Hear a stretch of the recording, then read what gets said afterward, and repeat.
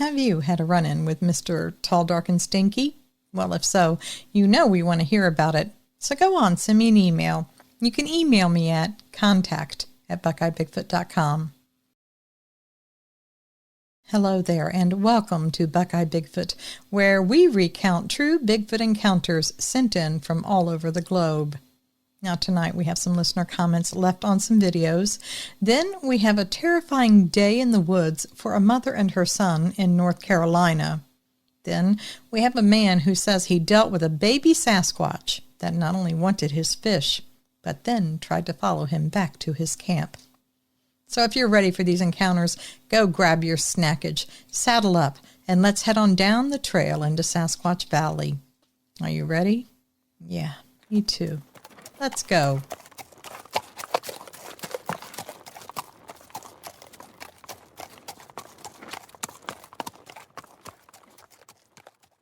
First up, I have this comment that I just found, and it was left on a video 2 years ago. Hey, what can I say? Me and or my moderators are human, and sometimes we miss some really good comments. We do try. Anyway, at least I saw this for all of us to enjoy. Here's what they wrote. Loved this story and got chills when Rusty described how he heard their soft whistles while their hairy buddies were hiding in the woods. Same thing happened to me in the Sierra Nevadas some years back. I apparently stumbled upon some of them when hiking down a canyon through which a small creek flowed. At a point where the canyon and the creek descended rapidly to a small clearing, something roared or screamed from behind a huge boulder. The roar was unlike anything I have ever heard before, and it scared the heck out of me. When I finally got up the nerve to peek around the boulder, there was nothing there. After a few minutes, I made my way down into the clearing below. The silence in this usually busy place was deafening. I sat down and waited. Soon I heard the softest single-note whistles coming from all around me. They sounded like people trying to signal their location to one another without being heard by me. I looked carefully at my surroundings, but saw nothing strange except the complete lack of forest critters and birds. It was eerie, to say the least. Next up, we have a comment from someone named Little Kitty. Now, this is not only terrifying, but it's a bit puzzling. So have a listen. Tell us in the comments what you think she encountered. That picture of the Colorado Rockies. I encountered something a few months ago in the Colorado Rockies. It wasn't a cute little girl squatch, though. It was a huge creature, hideously ugly, and it tried to eat me. It lurks around, hidden away, and then it pounces when it's too late for the victim to get away, and it prefers to eat women. It hides in some old cabin in the Sangre de Cristo Mountains near West Cliff, or sometimes in abandoned mines. I barely escaped with my life. Took me weeks to recover. I don't know if it was a squatch or whatever else it was. There's a whole bunch of creatures going round in Colorado, but I wouldn't advise anyone to go alone in the mountains. Yikes, that was a hideous creature. It was massive, covered in fur. It growled, and the way it wanted to eat me, I was sick for weeks. Better now, but still not quite back to normal. There's things in the mountains and in the woods that we are better off not to know about. I've mentioned this before somewhere and got bombarded with hate-filled replies from jealous creatures who were envious because I've had an experience, whereas they haven't. So any haters, you know where to go. And bon appetit to the creature. Dear Nance and Sasquatch, this happened to my son and I in 2003. We live on 38 acres in North Carolina. This is a little bit of a layout of the land before we get started.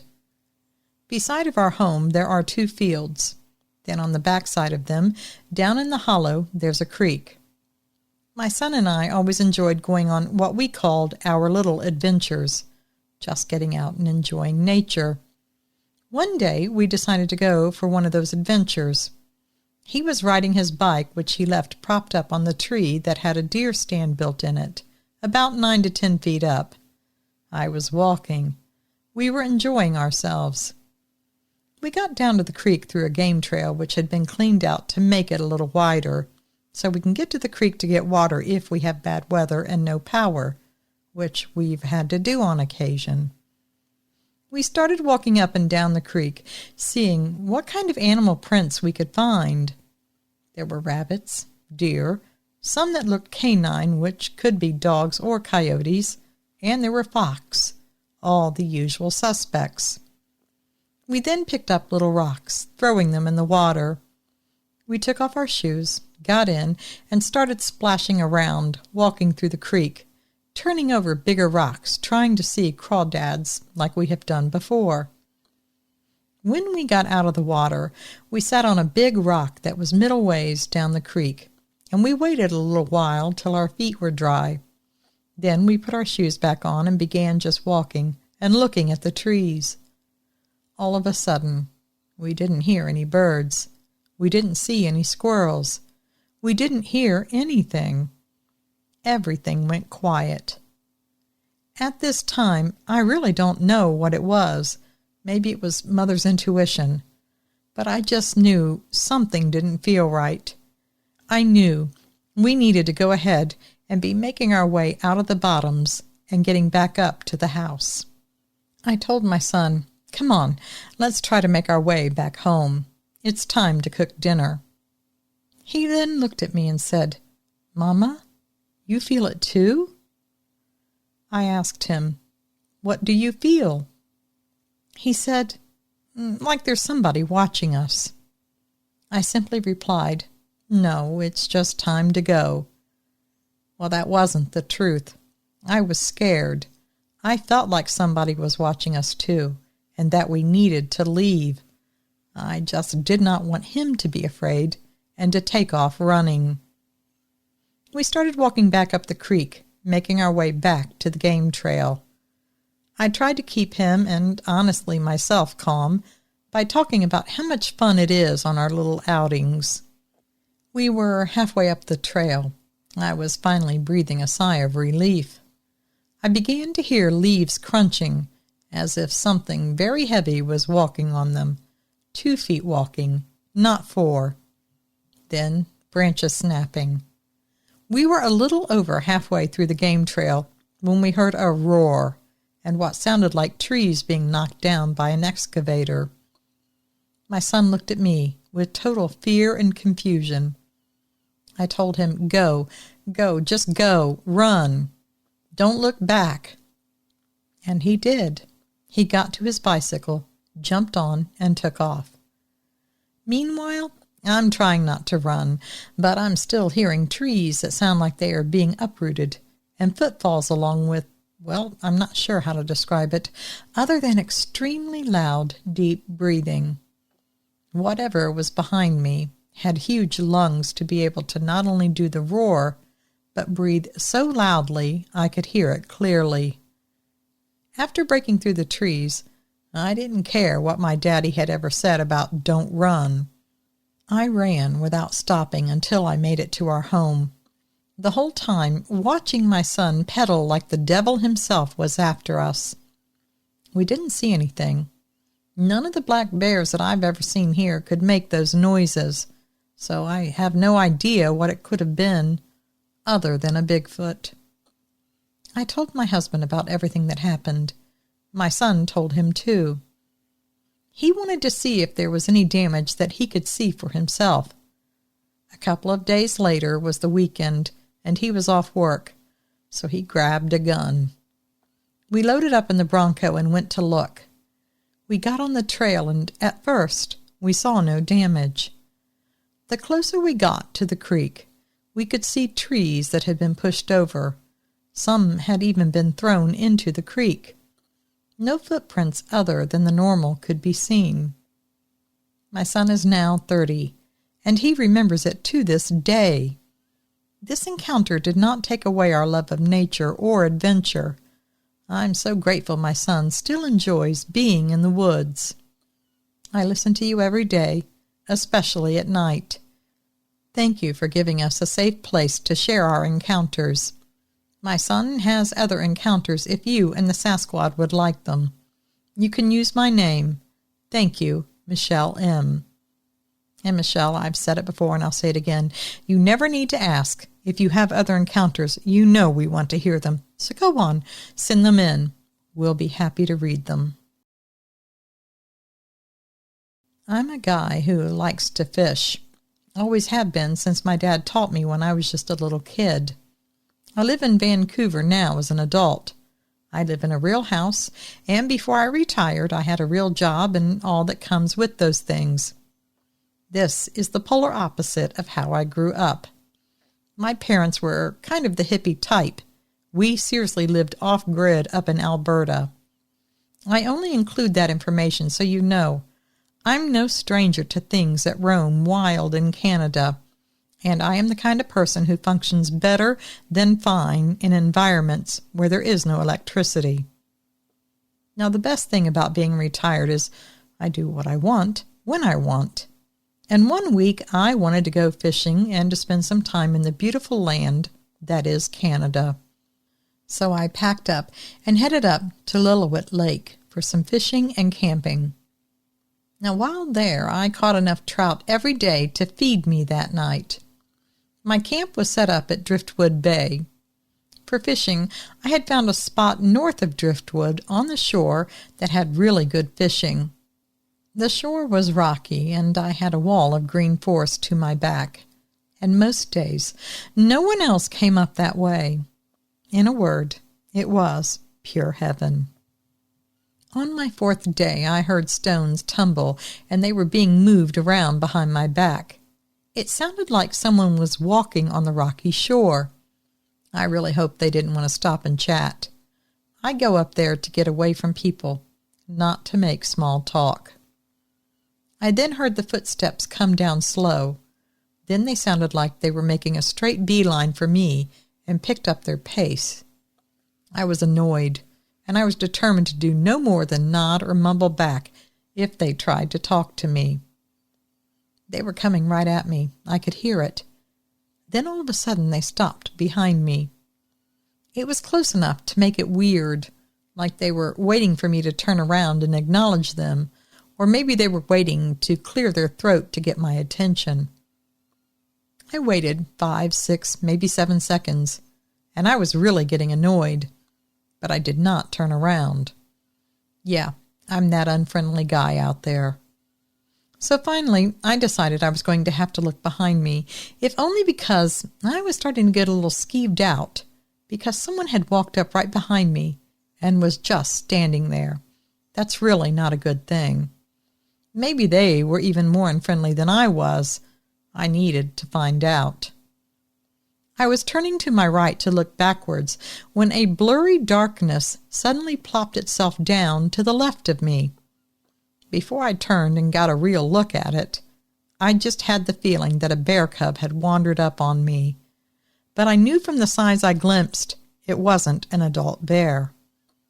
I'd looked over, and I got one good look at that bear cub, and I did a real jump backwards, almost falling. That blurry darkness had a face, and there was no snout and no round ears. It had a small nose like a human's, but more rounded.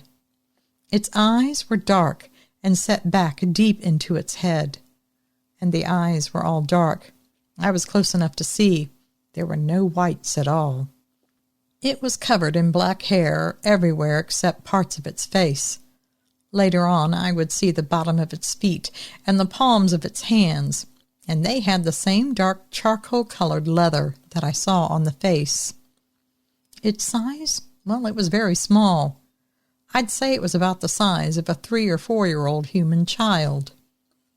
There were electric shocks of recognition going all through me.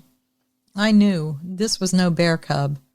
I knew this was no human child in a Halloween costume. It was barely a couple meters from me. I knew this was not a prank. If that was some kind of a costume, we would be talking Hollywood film level, and I just didn't believe that.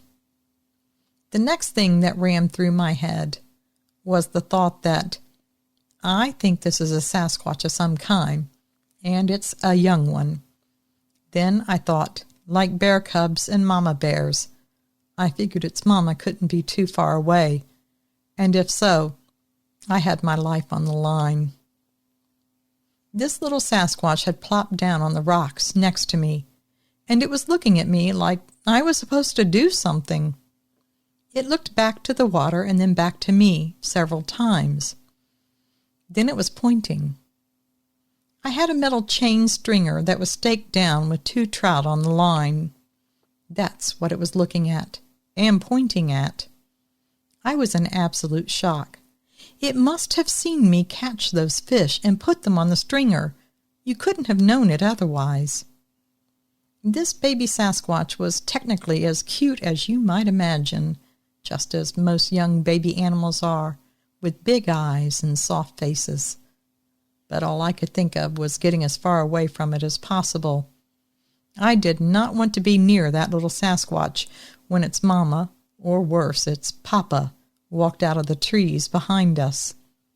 I was not armed with anything other than a knife, and I wasn't going to go up against a Sasquatch with a tiny knife I used to gut fish. I reached over, pulled up the stake for the stringer, and pulled it in out of the water.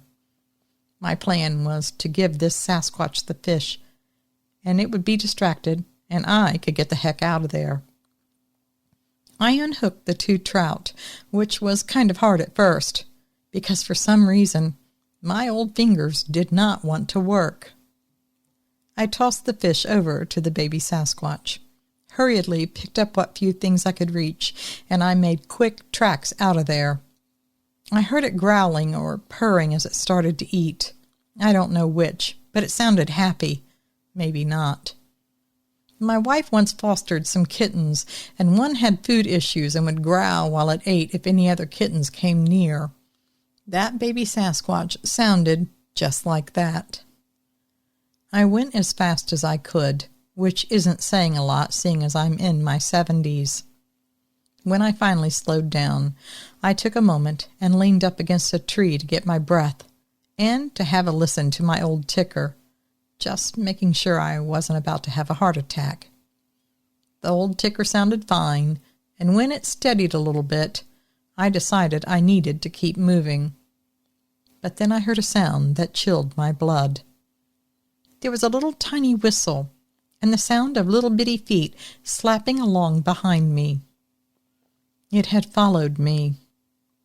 I turned, and my blood froze, because yes, there it came. It was coming as fast as it could. It was following me. I saw that it still had half of a fish left in one hand. It came to within about 3 meters of me, stopped, and held the fish out to me. It was exactly like a human child would do when they want to share something with you. You would pull it back, then put it out forward again and again like, "Here, here, take it." I don't know why, but I shook my head no at it. Then I thought, well, that was really stupid. I'm sure it doesn't know head shakes for no or yes. It kept holding out the fish and looking at me more urgently. I held up both hands and took a few more steps backwards.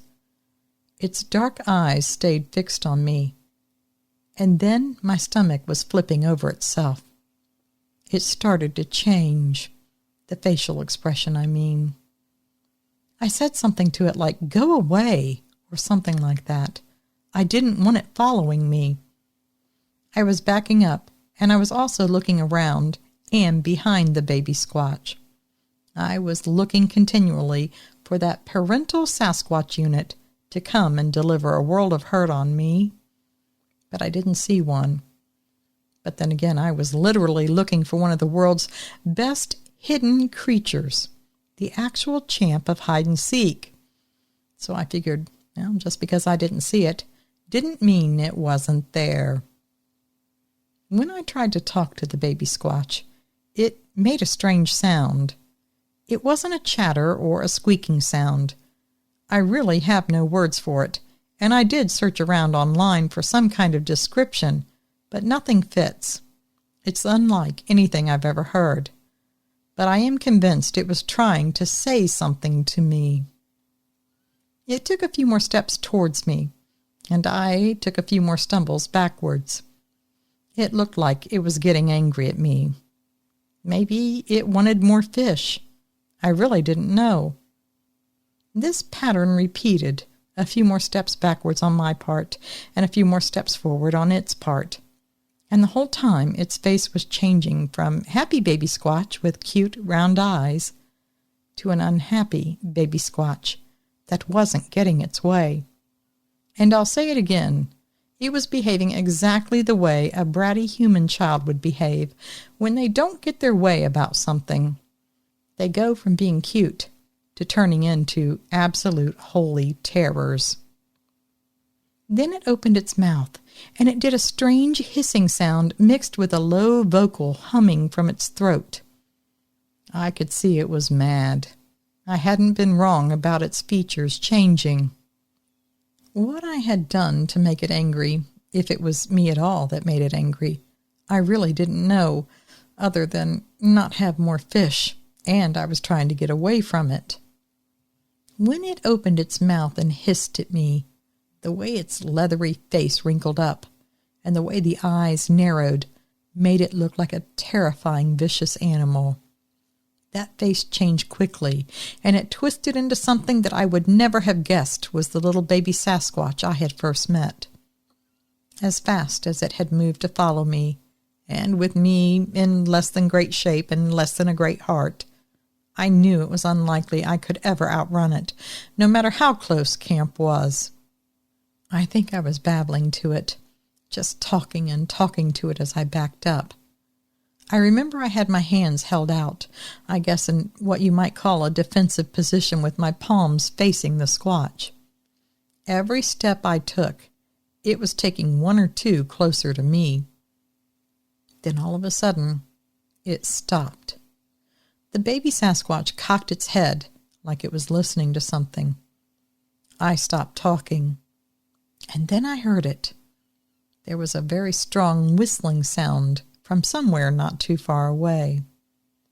That baby Sasquatch that had been so sweet-looking just a few moments ago looked back at me, its face just one notch or two down from the full-on angry face it had given me before the whistle.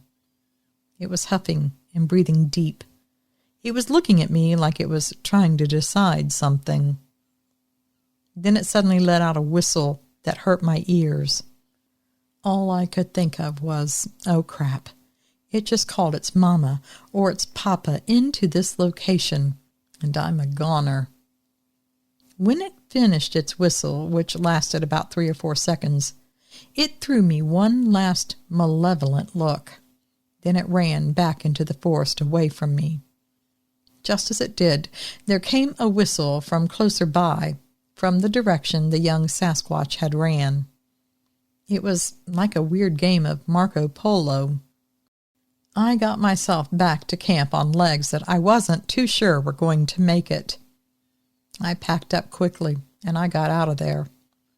I realized when packing up that I had left a few things on the shore where I was fishing, and I had actually left my fishing pole, a prized possession, and I had leaned it up against the tree on my retreat, and I left it there. Well, I guess that was a small price to pay.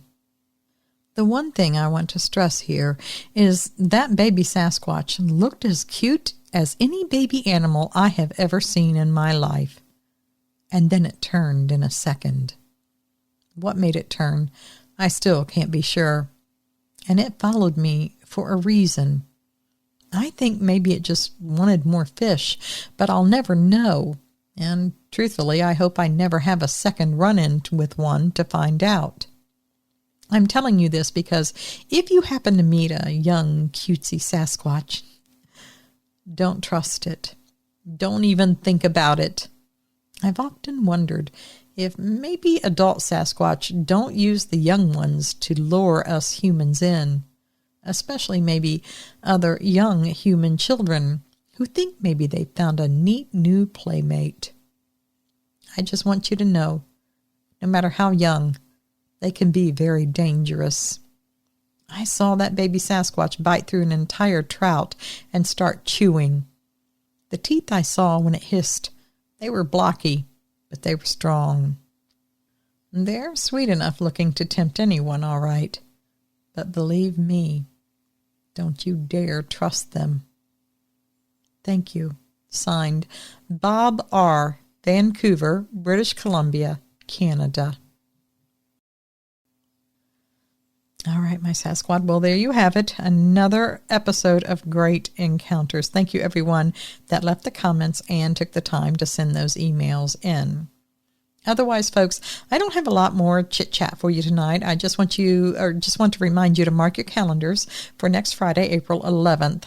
We'll probably do it at 7 o'clock Eastern time. I have to check with my guest. But we're going to be doing a live stream, and I will be introducing you to a channel that's going to help you scratch your itch when you're looking for some more Bigfoot encounters to listen to. And we all know we never have enough Bigfoot encounters, do we? No, we do not. And if you have any questions that you'd like for me to answer on that live stream, go ahead and send them in to me at contact@buckeyebigfoot.com, and I'll answer them on that live stream. I think I've gotten 4 or 5 questions right now. So go ahead and send one in. If there's a strange question you want to ask, now's the time to do it. Or not so strange. Whatever tickles your fancy. All right, folks. I think we're going to wrap it up, mark it done, and close the books on tonight's episode. We'll be getting together again for another ride down into Sasquatch Valley in just a few days. But until then, always remember, absence of proof is not proof of absence. Thanks for listening.